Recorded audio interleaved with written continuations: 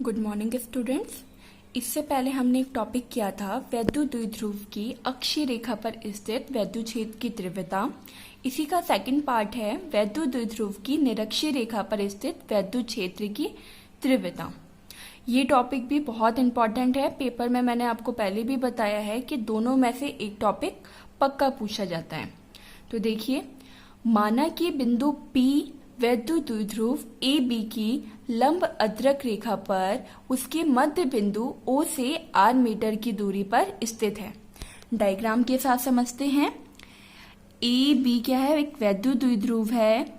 इसका मध्य बिंदु O है। O से यदि हम एक लंब खींचें तो इससे R मीटर की दूरी पर एक बिंदु P है, जहां पर हमें क्या ज्ञात करना है? वैद्युत क्षेत्र की तीव्रता। ए बी के मध्य बिंदु O से एक लंब खींचने पर R मीटर की दूरी पर एक बिंदु P है, जहां पर हमें वैद्युत क्षेत्र की तीव्रता ज्ञात करनी है। माना कि वैद्युत द्विध्रुव के आवेश प्लस Q व माइनस Q के कारण बिंदु P पर वैद्युत क्षेत्र की तीव्रताएं क्रमशः E1 व E2 हैं। प्लस के कारण कौन सी होगी? प्लस Q के कारण E1। क्यों? क्योंकि प्लस आवेश यानी धन आवेश से वैद्युत बल रेखाएं क्या होती हैं? बाहर की तरफ जाती हैं। इसीलिए इसकी डायरेक्शन क्या हो जाएगी? E1। और माइनस Q के कारण वैद्युत क्षेत्र की तीव्रता की डायरेक्शन क्या होगी? E2। क्यों? क्योंकि माइनस आवेश वैद्युत बल रेखाएं माइनस आवेश के तरफ आती हैं। ठीक हो गया। अब यहाँ पर बिंदु P की प्रत्येक आवेश से दूरी क्या है? √r² plus l²। देखिए कैसे? पाइथागोरस प्रमेय से। यहाँ पर हम त्रिभुज देख रहे हैं। इस त्रिभुज को यदि हम दो भागों में देखें तो एक त्रिभुज होगा AOP, दूसरा होगा BOP।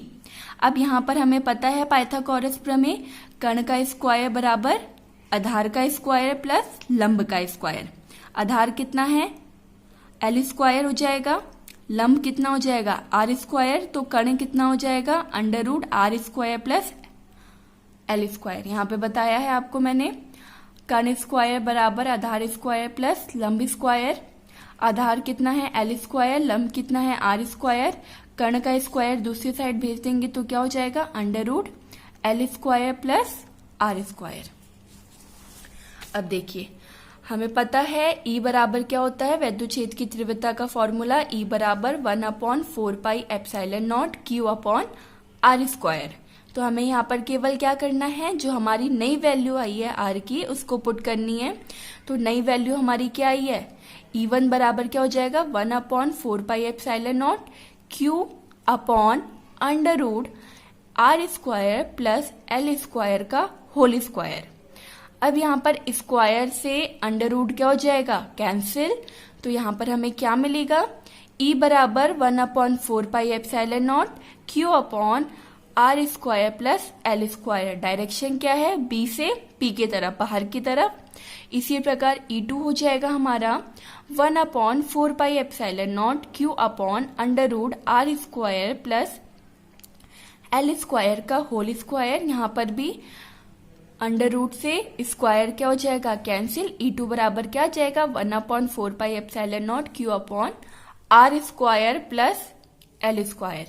और इसकी डायरेक्शन क्या होगी? P से A की ओर। देखिए, एक डायरेक्शन है B से P की ओर, दूसरी डायरेक्शन है P से A की ओर। अब दोनों फॉर्मूले को देखने पर हमें पता चल रहा है कि यहाँ पर दोनों के मान क्या हैं? बराबर है, परंतु डायरेक्शन क्या है? अलग है। तो अब हम क्या करेंगे? अगेन हम अपने डायग्राम में आते हैं। यहाँ पर क्या करते हैं? E1 क्या है? प्लस Q के कारण वैद्युत क्षेत्र की तीव्रता की डायरेक्शन है। E2 किसके कारण है? माइनस के कारण है। अब यहाँ पर हम बिंदु P पर क्या करते हैं? AB के समांतर एक लाइन ड्रॉ कर लेते हैं। ठीक है, बिंदु P पर AB के समांतर एक लाइन ड्रॉ कर लेते हैं। इसका एक अलग से डायग्राम बना रखा है। अब देखिए, यही है E1 E2 और यहाँ पर हमने एक लाइन ड्रॉ की है AB के समांतर। वो क्या है? उसको नाम हमने दे दिया है E। अब E1 को क्या करते हैं? दो घटकों में वियोजित करते हैं। पहले भी आपको सिखाया है घटकों में वियोजित करना। तो E1 को दो घटकों में एक लंबवत घटक और एक समांतर घटकों में वियोजित करेंगे तो लंबवत घटक हमारा क्या हो जाएगा, E1 साइन थीटा, और समांतर घटक क्या हो जाएगा, E1 कॉस थीटा। ठीक उसी प्रकार E2 को भी दो घटकों में वियोजित करते हैं, इसका लंबवत घटक हो जाएगा E2 साइन थीटा और समांतर घटक हो जाएगा E2 कॉस थीटा। अब यहाँ पर यदि हम ध्यान से देखें तो E1 साइन थीटा और E2 sine theta, E1 sine theta, E2 sine theta परस्पर बराबर हैं, परंतु दोनों की डायरेक्शन क्या है, अलग है। अब दोनों की डायरेक्शन अलग है तो ये दोनों एक दूसरे को क्या कर देंगे, निरस्त कर देंगे। तो ये दोनों एक दूसरे को निरस्त कर देते हैं, जबकि जो समांतर घटक हैं, जिसको हम अनुदिश घटक भी कह सकते हैं, E बराबर E1 cos theta plus E2 cos theta आपस में जुड़ गए। क्योंकि दोनों की डायरेक्शन क्या है, सेम है। लंबवत घटक कैंसिल आउट हो गए क्योंकि वैल्यू तो सेम है परंतु डायरेक्शन क्या है, डिफरेंट है। ठीक उसी प्रकार नहीं, यहाँ पर और समांतर घटक क्या हो जाएंगे, हमारे लंबवत घटक एक दूसरे को कैंसिल आउट कर देंगे और समांतर घटक एक ही डायरेक्शन में होने के कारण आपस में जुड़ जाएंगे। देखिए यही हमने लिखा भी है, E1 व E2 को AB के लंबवत व समांतर घटकों में वियोजित करने पर AB के लंबवत घटक हमारा क्या हो जाएगा, E1 साइन थीटा व E2 साइन थीटा। क्योंकि ये एक दूसरे के परस्पर क्या है, बराबर और विपरीत हैं, इसीलिए एक दूसरे को क्या कर देंगे, निरस्त कर देंगे। जबकि AB के समांतर घटक E1 कॉस थीटा व E2 कॉस थीटा एक ही डायरेक्शन में होने के कारण जुड़ जाएंगे। तो अतः P पर हमारी परिणामी वैद्युच्छेद की तीव्रता क्या हो जाएगी, E बराबर E1 cos theta plus E2 cos theta. अब E1 और E2 की वैल्यू तो हम पहले ही निकाल चुके हैं। क्या है E1 की वैल्यू, 1/4πε0 Q/r प्लस L का स्क्वायर, और E2 की भी यही वैल्यू है। इसको हमें क्या करना है, ये वाली इक्वेशन में पुट कर देना है। तो E1 की जगह 1/4πε0 Q/r square plus L square cos theta. E2 की जगह पे क्या आ जाएगा, 1/4πε0 Q/r square plus L square और कॉस थीटा। अब ये दोनों क्या है, प्लस के साइन में सेम है, तो दोनों क्या हो जाएंगे, जुड़ जाएंगे। तो क्या जाएगा, 1/4πε0 Q/r square plus L square 2 cos theta. अब इस 2 को आप चाहे यहाँ पर लिखो, यहाँ लिखो, यहाँ लिखो, बात एक ही है। इस 2 से हमें 4 को कैंसिल नहीं करना है। इस 2 का क्या है, हमें आगे यूज होगा, इसीलिए हम इस 2 से 4 को कैंसिल नहीं करेंगे। अब देखिए हमें यहाँ पे क्या करना है, कॉस थीटा की वैल्यू चाहिए, तभी तो हमारी इक्वेशन सॉल्व हो पाएगी। तो हमें पता है कॉस थीटा बराबर क्या होता है, आधार बट्टे कर्ण।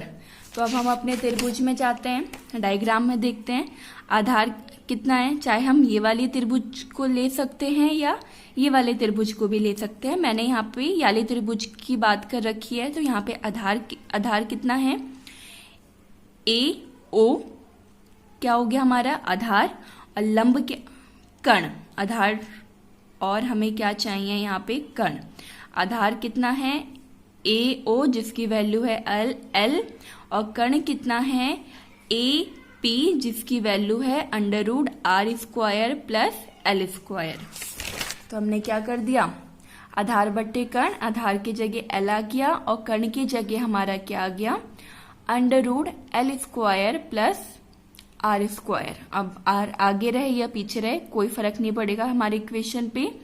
अब हम क्या कर सकते हैं, यहाँ पे अंडर रूट की जगह पर हाफ भी लिख सकते हैं। फिजिक्स के स्टूडेंट्स हैं, आपको इतना तो पता ही होगा कि अंडर रूट की जगह पे हम यहाँ क्या कर सकते हैं, हाफ, क्योंकि इतना तो मैथ्स में हम लोगों ने पढ़ा ही है। अब हमें क्या करना है, यहाँ पर कॉस थीटा की वैल्यू को हम अपने इक्वेशन में पुट कर देंगे।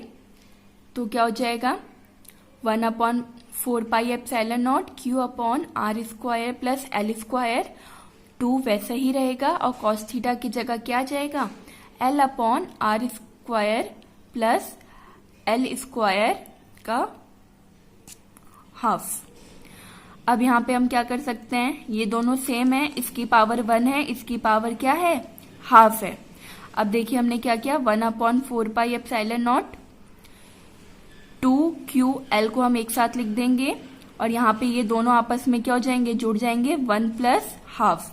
और 1 + हाफ जुड़ के कितना आता है, 3/2। और यहाँ पर 2ql किसके बराबर हो जाएगा, वैद्युत द्विध्रुव आघूर्ण P के बराबर हो जाएगा। P बराबर क्या होता है, 2ql। तो 2ql की जगह पे हम यहाँ पे क्या लिख देंगे, P।